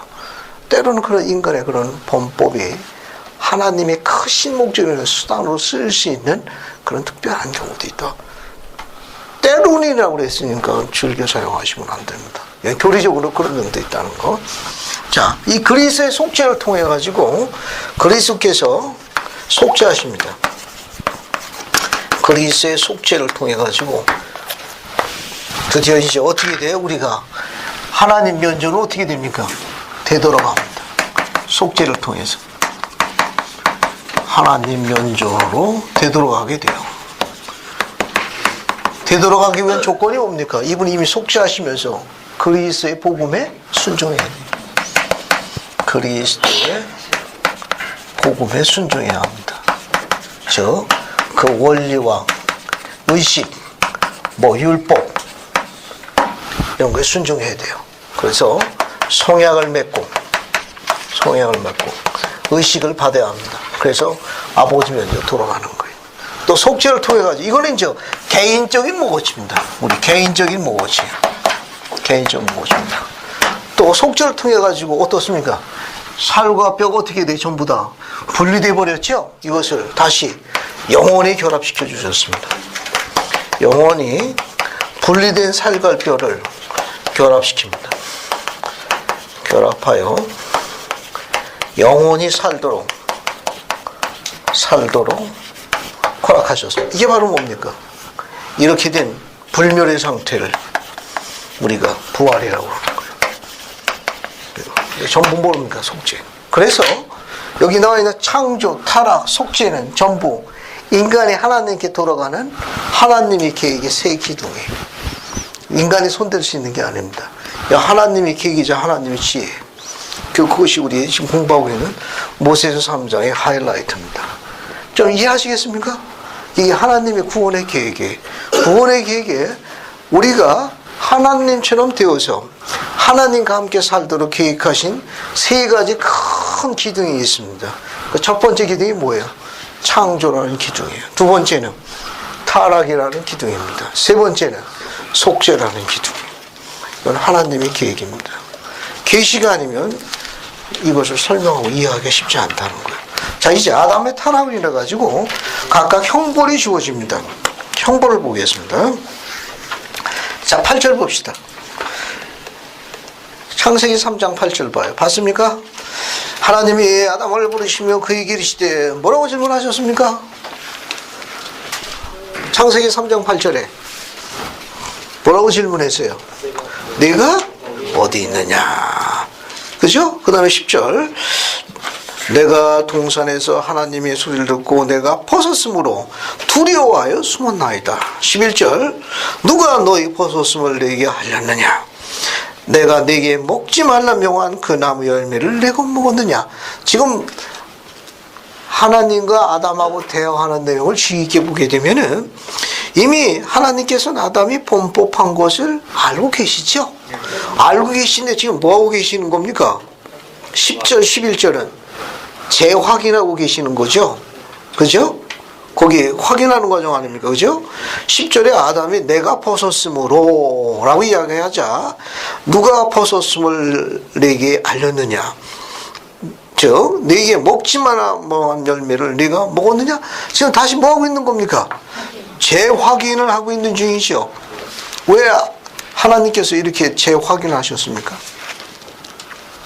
왜 이렇게 확인해서 아담에게 그것을 인지하도록 요구하셨죠? 인간이 선택의지를 행사하는 네 가지 지식 중에 맨 마지막 네 번째 지식이 뭡니까? 그렇죠. 이 일은 이번에 열매를 먹은 이 사건과 행위는 내가 너한테 요구한 게 아니라 누가 한 거예요? 내 스스로 행한 거니까 누가 책임져야 된다는 겁니까? 내가 책임져야 되니까 지금부터 형벌을 받아도 어떻습니까? 하자가 없다 그런 말이에요. 됐죠? 그래서 이제 확인을 한 겁니다. 절 보세요. 이 말은 뭐냐면 열매를 따먹고 난 다음에 즉시 이루어진 결과입니다. 뭘 가르치는가 하면 자녀들을 양육할 적에 이런 부분에 대해서는 바로 그것이 자녀가 인지된 상태에서 가르쳐야지 한참 지내가지고 그냥 훔쳐 때리는 겁니다. 애는 몰라. 너만 지난번에 그랬잖아 뭐. 이해하시겠죠? 그냥 그냥 한참 지내고 난 다음에 그냥 몇만 도 그랬잖아 뭐. 그러면 내가 그걸 인지하기가 어려운 거예요. 맞아요? 그 사건에 관해서 그 일에 관한 한 가르침을 주는 게 맞습니다. 뒤로 넘어갑니다. 뒤로 그 12절 보면 아담이 이르되 하나님이 주셔서 나와 함께 있게 하신 여자 그가 그 나무 열매를 내게 주므로 내가 먹었나이다.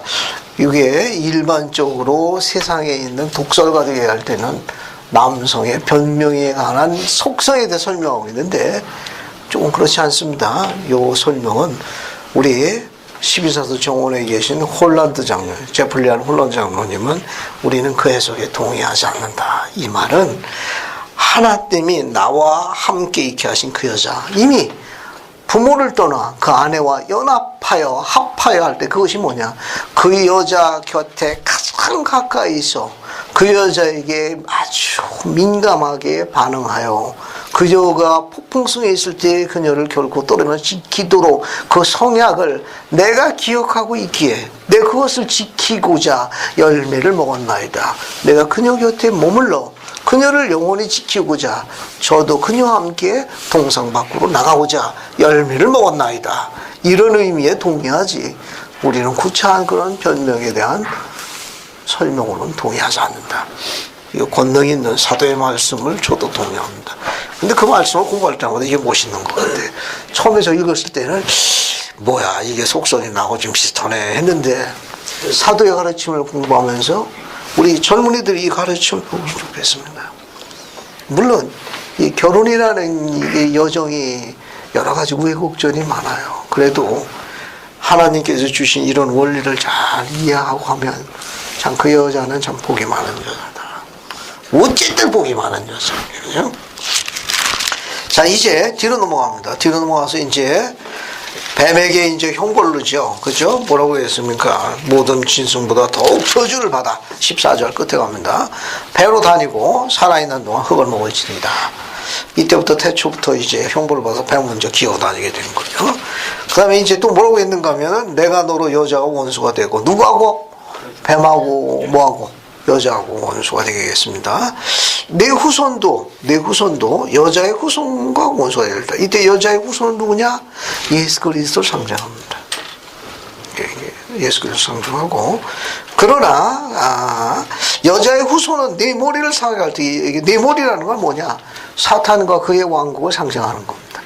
이제 그리스도가 사탄과 그의 왕국을 멸망시키거든요. 그래서 여기 내 머리는 뭘 상징하는가 하면 사탄과 그의 왕국을 상징하는 거예요. 너도 그의 발꿈치를 상하게 할 것이다. 이거는 그리스도의 속죄의 희생을 상징하는 겁니다. 십자가에 매다는 거예요. 사탄이 갖다 매다는 겁니다. 사탄과 그의 후손들이에요. 그걸 이제 상징적으로 묘사한 겁니다. 그래서 여자의 후손과 원수할 때 여자의 후손은 그리스도를 상징하고 여자의 후손은 내 머리를 상하게 할 때 내 머리는 사탄과 그의 왕국을 상징합니다. 그러면 너는 그의 발꿈치를 상하게 한다. 이거는 그리스도의 대속의 희생을 상징하는 겁니다. 이게 적어두시면은 경전을 이해하는 데 도움이 되실 거예요. 이제 뭘 지우고 형벌에 관한 걸 공부할게요. 대략 이해하셨죠? 여자의 후손은 누굴 상징한다? 그리스도를 상징하는 겁니다. 그 다음에 뱀의 머리는 사탄과 그의 왕국을 상징하는 거고 발꿈치를 상하게 한다는 건 그리스도 십자가에 다는 거예요. 속죄 희생, 대속의 희생을 이야기합니다. 자, 그 다음에 16절 볼게요. 16절. 이것 때문에 그런지 여자들 뱀하고 사이가 별로 안 좋은 것 같아요. 그죠? 제가 저 산을 좋아하는데 산에 가면 재미들이 많습니다. 그 등산길에 실뱀 하자. 그냥 뭐 아무도 안 하지. 아무도 뭐냐. 그 실뱀 그냥 스틱으로만 조금만 그 몸에 진동만 주면 금방 움직이거든. 그냥 뭐 그냥 꼿꼿해 안 움직여. 가끔 여기 보면 여자의 후손과 원수가 되는 게 상당히 오래 가는 건. 상당히 오래 가는 거. 뒤에 보세요. 이제 여자에게 하시는 말씀입니다. 여자에게 이르시되 내가 네게 임신 잉태하는 고통을 크게 더하리니 내가 수고하고 자식을 낳을 거며 뒤에 뭐라고 되어 있습니까? 너는 남편을 원하고 그렇게 되어 있죠. 그 다음에 남편은 너를 다스릴 것이니라 이렇게 나와 있는데 요거 모세서가 번역과 설명이 훨씬 더 잘 돼 있어가지고 여러분 16절 옆에다가 창세기 3장 16절 옆에 모세서 4장 22절이라고 적어서 모세서로 한번 가볼까요? 모세서 설명이 훨씬 정확합니다. 모세서 설명. 오늘은 3장 여기까지만 설명하고 마쳐야 될 것 같네요. 자, 모세서 4장 22절로 갑시다. 찾았습니까? 네. 그거 한번 칠판에 한번 적어볼게요. 칠판 이 번역이 훨씬 더 잘 됐습니다. 그래서 나는 내게 슬픔과 그 다음에 잉태하는 고통을 뭡니까? 크게 더하리니 내가 슬픔 중에 자식을 낳을 것이요 그 다음에 너는 남편을 사모하고 우리 개정역 번역보다는 이 번역이 더 좋아요. 이거는 일반 다른 기독교의 그 순수 경전 보존학파라고 있습니다. 그 보존학파는 흠정역 킴 제임스 버전을 인정을 합니다. 그리고 순수 경전 보존학파라고 있습니다. 이 사람들은 그 흠정역 번역을 원본 그대로 이제 주장하는 학파의 학자들이 있어요. 그들은 이제 이 개역 개정판의 이 번역을 동의 안 합니다. 그 자기들이 새로 번역해가지고 그 흠정역 그 번역 원본이라고 주장하는 그것을 가장 가깝게 번역해가지고 그걸 가지고 경전을 또 쓰는 기독교파가 많이 늘어나고 있어요. 생각보다 이 개역 개정판보다는 그 흠정역 원본을 쓰는 그 교파가 자꾸 늘어나고.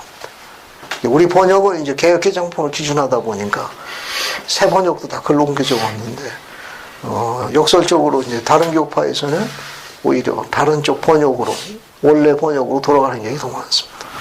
원하고보다는 이 번역이 훨씬 더 좋아요. 임신하는 고통보다는 잉태하는 고통이 훨씬 더 운치 있는 번역입니다. 그 다음에 그는 너를 다스릴 것이니라 하시니라. 자, 이 번역이 훨씬 더 잘 되었으니까 이거 갖고 설명할게요. 여기 보세요. 여기 보면은 이게 이제 이브에게 줬는데 이브의 후손의 딸들에게 주시는 메시지와 같습니다. 예, 특히 이 기록을 검토하다 보게 되면 많은 이브의 딸들에게 맨 마지막 이 문장이 마음에 안 드신다고. 아니 좀 솔직하게 한번 얘기해 봅시다 하면서 이야기하시는 분들이 많아요. 이브가 열매를 안 먹었으면 이게 하나님의 계획이 되냐.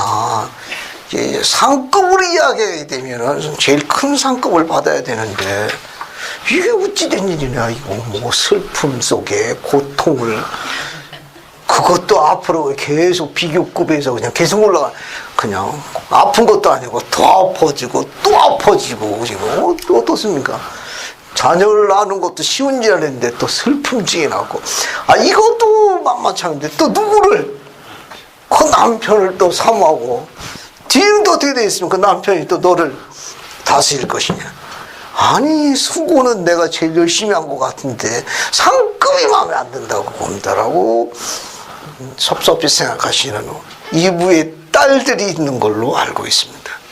오늘은 후기의 손재준 계시의 가르침을 한번 해석해 볼게요. 섭섭하신 게 당연하죠.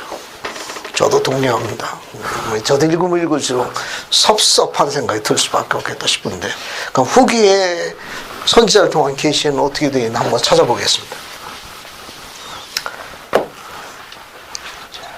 저는 이 몰몬이라는 단어를 처음 접한 게, 제 기억에는 아마 초등학교 다닐 적에 영화를 좋아해가지고 토요일마다 공부관이라는 제 고향 땅에서 영화를 봤습니다. 주로 이제 서브 영화입니다. 존 웨인 뭐 이런 나오는 영화예요.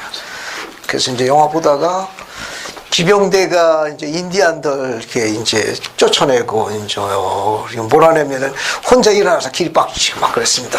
이제 그런 시대가 있었는데, 나중에 이제 청소년이 돼가지고 이제 다른 그 서브 영화를 보게 됐는데, 그 서브 영화의 그 주막, 그 바텐더들에서 이제 술 주는 고기, 그 서브의 그 정의로운 그 주인공이 그 술집에 들어가서 거기 앉았습니다. 그래서 이제 보통 위스키라든지 뭐 이런 거 먹잖아요. 자기 술 먹지 않는다고. 그랬더니 그 바텐더 주인이 그 사람한테 너 몰몬이냐? 그 옆에 이제 자막이 나오거든요. 너 몰몬이냐? 그때 뭔지는 모르지만 그 청소년 중학교 어린 시절인데 너 몰몬이냐? 근데 그 단어가 굉장히 그 각인돼서 들어왔어요. 왜냐하면 그 뒤에 문장입니다. 왜냐하면 그 바텐더 주인이 그 껌맨한테 물어서 술을 안 먹으니까 너 몰몬이냐? 나 몰몬 아니다. 그랬더니 그 바텐더 주인이 혼자 말하는 독백이, 그 독백, 혼자 말하는 것이 여기 이제 써 있었습니다. 그 자막이 쭉 뜨는데, 그래서 몰몬이라는 단어를 그때 처음 기억했습니다. 뒤에 뭐라고 그 바텐더 주인이 이야기했는가 하면 자막은 이렇게 됐습니다. 이 세상에서 여자를 제대로 평가하는 집단이지. 왜 그렇게 자막이 뜨더라고요. 그래서 몰몬? 여자를 이 세상에서 가장 제대로 평가하는 집단이지. 예, 그렇게 그게 떴습니다. 그래서 어릴 적에 그게 이제 자수상에 남았어요. 나중에 이제 대학생이 돼가지고 마릴 성도 예수 그리스도 교회를 찾아가가지고 그게 몰몬이다.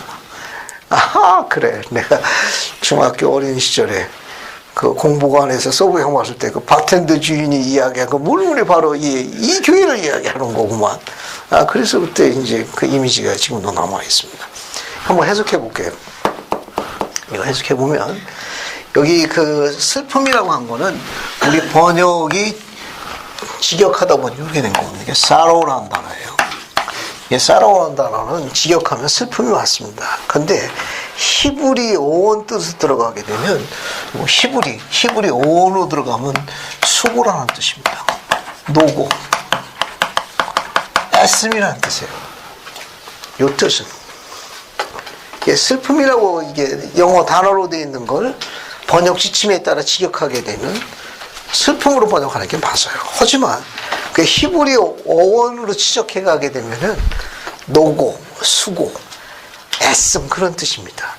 그게 자녀를 낳을 적에 하나님께서 이브와 이브의 후손에게 딸들에게 그렇게 말씀하십니다. 그건 뭘 이야기하는가 하면은 형벌을 이야기한 게 아니라 여인의 삶을 이야기한 거예요. 여인의 인생에 대해서 이야기하신 거야. 네가 이제 지상에 머무르게 되었으니 자녀를 데려오기 위해서 내가 수고하겠고, 자녀를 잉태하기 위해서 잉태하는 순간부터 자녀를 출산하는 그 과정까지 이 수고가 반복되겠고, 끊이지 않겠고라는 뜻이 원히브리어의 뜻입니다. 그리고 고통도 있습니다. 왜냐하면 그리스도께서 속죄하신 것이 피를 흘린 거거든요. 따라서 여인이 자녀를 낳는 건 속죄의 다른 한 부분을 예표입니다. 어떤 여인도 자녀를 지상에 데려올 때 피를 흘리지 않고는 자녀를 지상에 못 데려옵니다. 그리스도께서 피를 흘려서 속죄하신 것과 똑같은 다른 과정을 자녀를 데려오는 과정에 감춰주셔서 여인에게 신권을 허락하신 게 아니한 것은 이미 여인에게 목권을 소임하셨기 때문입니다. 자녀를 피로서 지상에 데려오는 것은 속죄의 연장선이기 때문에 여인에게는 마도두라는 목권에 이미 창세자 소임하셨습니다. 여인들은 이미 목권을 갖고 오는 딸들이에요. 따라서 지상에 신권을 가질 아무런 이유가 없습니다. 여인은 자녀를 데려오는 그 일이 생명을 데려오는 일이기 때문에 하나님께서 동업자로 마지막 파트너로 성별하셨습니다. 이건 선택사항이 아니라 여인의 특권입니다. 그래서 그 일 하나만으로도 여인은 남편으로부터 존중받을 이유를 갖고 있고 그 곁을 떠나지 아니할 이유를 갖고 있습니다. 그 곁을 떠나고 말 안 들으시면은 쉽게 그 일을 허락 안 해줍니다.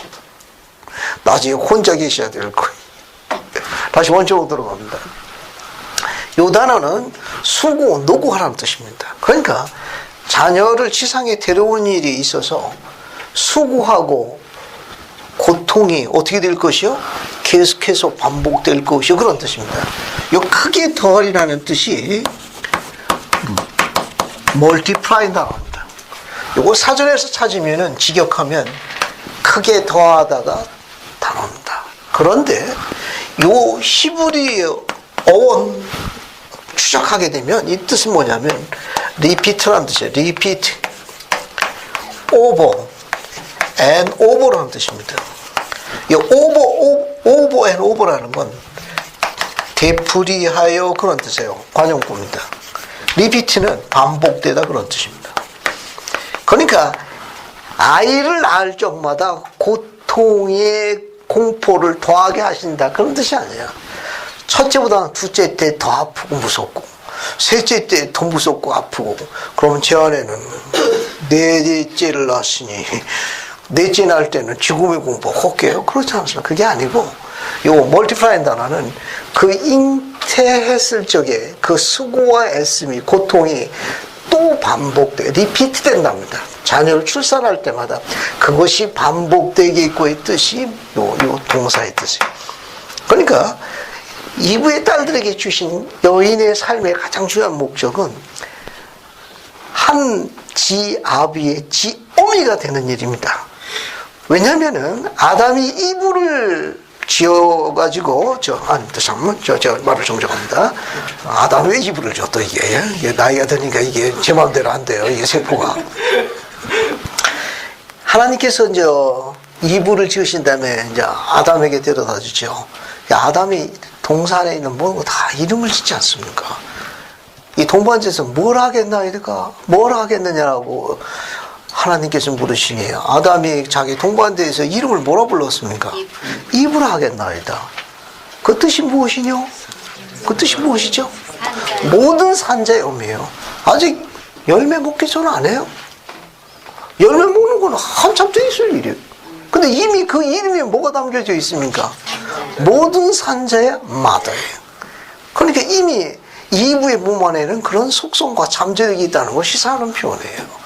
그러니까 이미 동산에서 성약으로 맺기도 전에 그 여인이 지상으로 올 적에 전능자께 성임의 땅을 나타나는 중요한 말이에요. 하나님께서 이미 성임에서 갖고 온 거예요. 뭐를? 그 잉태할 권리를. 모권이라는 걸 갖고 왔다고. 번역은 모권이지만 다른 번역할 때는 모성이라고 번역합니다. 이 딸이 갖고 있는 그 모권을 아게 제일 싫어하는 거예요. 그러니까 여인을 공략할 수밖에 없어요. 어떻게든지 집안에 있는 그 여인만 휘어잡으면 그 가문이 몰락하는 거예요. 대리여서 몰락해. 그러면서 남자들이 불쌍한 거지. 아무리 해도 그 어떤 여인이냐에 따라 가지고 가문의 번성에 가장 중요한 분들이 그 딸들입니다. 그래서 너무너무 중요한 거예요, 그 딸들이. 그래서 다시 하나 더 들어볼게요. 이 앞에 첫째 문제는 뭐냐 하면은 이 멀티플라이라는 단어는 히브리 원동시 repeat over and over입니다. 되풀이하여 반복되다. 그러니까 이브의 딸들에게 뭐라고 이야기하셨는가 하면은 자녀들을 치상해 오는 이 위대한 사업이 하나님의 딸들에게 주어진 이 일이 수고하여 그냥 젖먹은 힘을 다 할 만큼 내가 누구를 다 하는데 거기에는 고통도 따라가지만 그게 자녀를 낳을 때마다 반복될 것이요. 그런데 자녀를 낳을 때만 반복되는 게 아니라 그 자녀를 키우는 과정에서도 내 노고가 리피트 반복되겠고 그 자녀를 키우면서 그 고통이 리피트 된다는 걸 암시한 겁니다. 낳는 과정부터 양육하는 과정까지 수고와 애씀이 반복되겠고 그 안에서 고통도 반복되겠고 이것을 여인의 삶으로서 이야기한 것이지 전능하신 분께서 형벌로 주신 건 아니에요. 그 고통과 노고를 통해 가지고 가장 세상에서 한 아들이 가장 가슴속에 새기고 사는 여인이 바로 그 어머니입니다. 물론 결혼하게 되면 조금 이따 설명하겠습니다. 어차피 다음 주에 설명할 그게 정상입니다. 우선순위가 바뀝니다. 너무 섭섭하게 생각하지 마. 결혼하기 전에는 어머니가 1순위를 차지하는데 결혼하게 되면 어머니가 아니라 his wife가 순서가 바뀝니다. 그게 신의 뜻입니다. 섭섭하실 거예요. 저도 한 어미의 아들입니다. 제 어머니도 그 과정을 겪었어요. 그럼 그 어머니는 누구 관할이냐? My father. 우리 부친께서 위로하셔야 됩니다. 그게 신의 뜻입니다. 그런 의미에서 딸이 좋다던 거예요. 그래서 관할권이 그 딸에게 넘어갑니다. 그 아내에게 넘어가가지고 내 아들의 집이지만 모든 권능선에 그 홈메이킹이라는 권능의 감리선의 여건이 그 며느리입니다. 그래서 함부로 못합니다. 그 집안의 가장은 내 아들이지만 홈메이킹에 관한하는 그 아내가 감리요원으로 위치가 바뀝니다. 그래서 어머니가 볼 적에는 내 아들이지만 그 안에 있는 그 일이 감리요원이 바뀌었습니다. 그래서 섭섭함이 들지는 모르지만 전능하신 분의 깊은 뜻이니까 그래야 그 아들이 승용이 오릅니다. 주님이 그렇게 계획하셨어요. 저도 아들이 둘인데 별로 크게 잘 안 갔습니다. 이것도 녹음해서 삭제합니다. 나중에 또 손해배상 청구할까 무섭네. 뒤로 갑니다. 예, 슬픔 중에 자식을 낳을 것이요. 같은 의미입니다. 수고하고 애써서 자식을 낳을 것이요. 또 키우는 과정 중에서도 그 수고와 고통이 반복될 것이요. 그런 말입니다. 뒤에 보세요. 뒤에 말은 훨씬 더 위로할 수 있습니다. 번역은 개정파도를 원하면 이렇게 번역했는데 그 번역의 의미를 모르는 사람이 번역한 겁니다. 좀 안 된 얘기지만 이 번역이 너무 아름다운 거예요. 이 흠정용 원문은 뭐라고 되어 있는가 하면은 흠정용 원문을 한번 찾아봤습니다. 그래서 제가 그 흠정용 원문을 한번 찾아봤는데 그 원문을 가지고 히브리어 원전 그걸 한번 추적을 해봤습니다. 이게 사모한다는 게 그럼 어떤 뜻을 갖고 있느냐? 한번 찾아보겠습니다. 여기 보니까 그 흠정용 원문 여기까지 설명할게요. 여기 보니까 원문은 이게 흠정용은 고대 영어입니다. 그래서 thy desire shall be 이렇게 되어 있습니다. 그 다음에 to thy husband. 그 다음에 뒤에 또 뭐라고 했는가 하면 and she shall 그 다음에 rule over thee. 이게 킹제임스 버전 흠정역 번역이에요. 자, 여기까지 좀 설명할게요. 자, 진도 나가야 되는데 오늘은 3장을 하고 마치네. 또 참말로 마음은 바쁘고. 근데 이게 알아두십시오. 다른 데서는 못 듣습니다. 이 번역을 이렇게 했는데 이건 약간 왜곡된 거예요. 원문은 뭐냐면 다이디자예요. 이건 누구냐? 우리 이브의 후손들, 딸들이 이야기합니다. 이 디자이어는 다 강한 소망을 향합니다. 꼭 가져야 돼요. 꼭 가져야 돼요. 꼭 성취해야 되는 거야. 아주 강력한 소망을 향합니다. 아주 강한 소망을 향합니다. 예, 그걸 가졌고 이루어야만 성취를 해야만 위로받는 겁니다. 내가 가장 원하는 그 소망은 shall be, 이 be라는 동사는 exist라는 뜻을 갖고 있습니다. 존재하다 그겁니다. 존재하다는 거 현세에서 이루어지는 거예요. 죽은 다음에 이루어지는 건 좀 섭섭하지 않아요? 현세에서 입고 즐기고 구경 가고 좋지. 죽은 다음에 이 단어는 현존입니다. 내가 그처럼 원하고자 하고 갖고 싶어하고 이루고자 하는 그 강한 소망이 있게 될 것이요, 현존할 것이요. Thy husband, 누구? 내 남편이에요. 내 남편. 재밌죠? 내가 지상에 머무는 동안 내가 그처럼 성취하고 갖고 싶어하는 그 소망은 누굴 통해서? Thy husband, 내 남편. 내 남편이 현존하게 될 것이요. 더 기가 막힌 뜻은 이 to라는 전치사입니다. 이 to라는 전치사는 누구에게? 내 남편을 향할 적에 그런 말입니다. 향할 때. 이건 방향을 나타내는 거예요. 방향을. 그러니까 내가 지상에서 사는 동안에 내가 이루고자 하는 그 아름다운 그 모든 것들을 내가 성취하고자 하는 그 모든 것들은 누굴 통해서 이루어지느냐? 남편을 통해서 지상에 있게 될 것이요 라는 뜻이 원문이에요. 남편은 그를 영광하라. 살같이 나가 철마처럼 운동하고도 기뻐한다는 걸 뒤에다 감춰놨습니다. 남편은 그럼으로써 용기와 자신감을 얻는 겁니다. 위로 못자는 그 남자가 한 여인의 그런 절대적인 지지와 사랑과 존경을 통해 가지고 용기와 소망으로 벅차오르는 겁니다. 그 골수가 새롭게 되는 거예요. 그 골수가 새롭게 됩니다.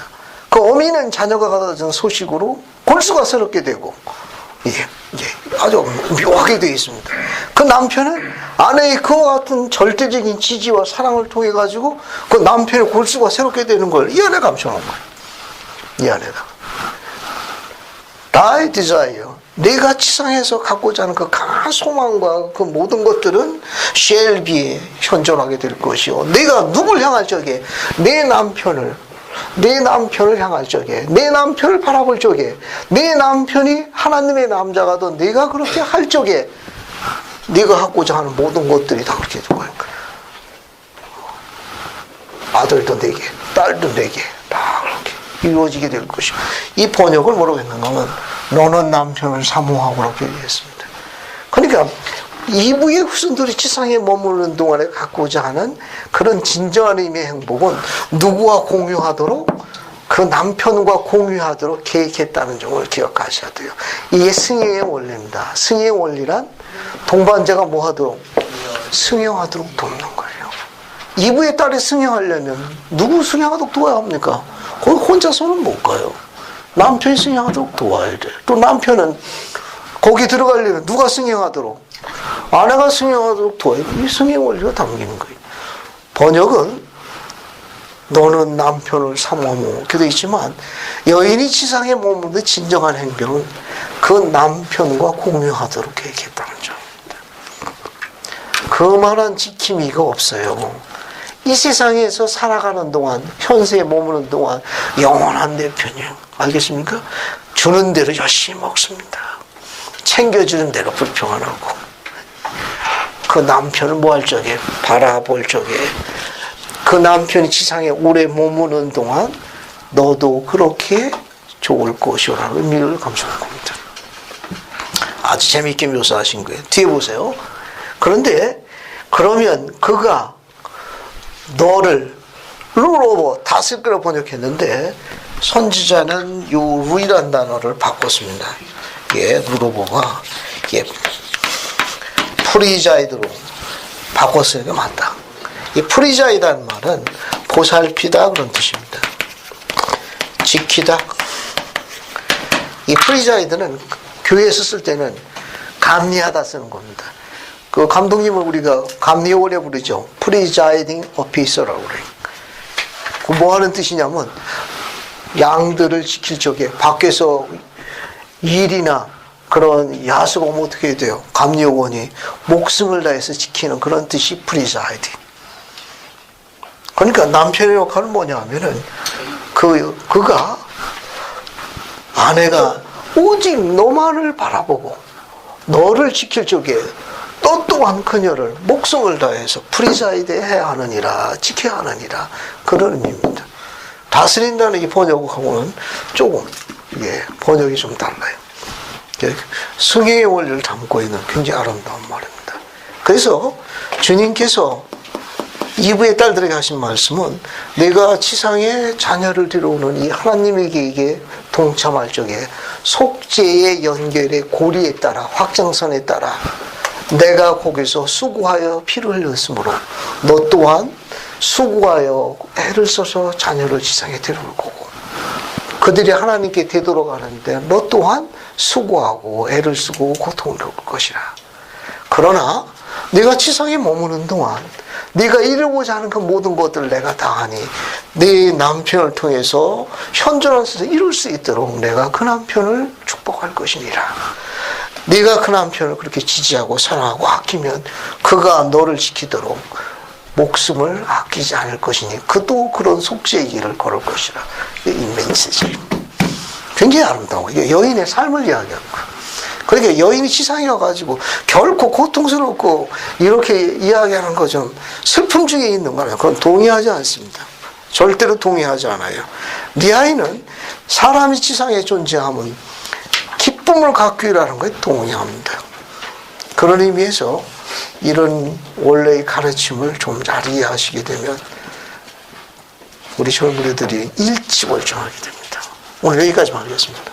나머지 뒷부분 쭉 저기까지 10장을 읽어오십시오. 목표는 저기까지입니다. 예수 그리스도입니다. 아멘.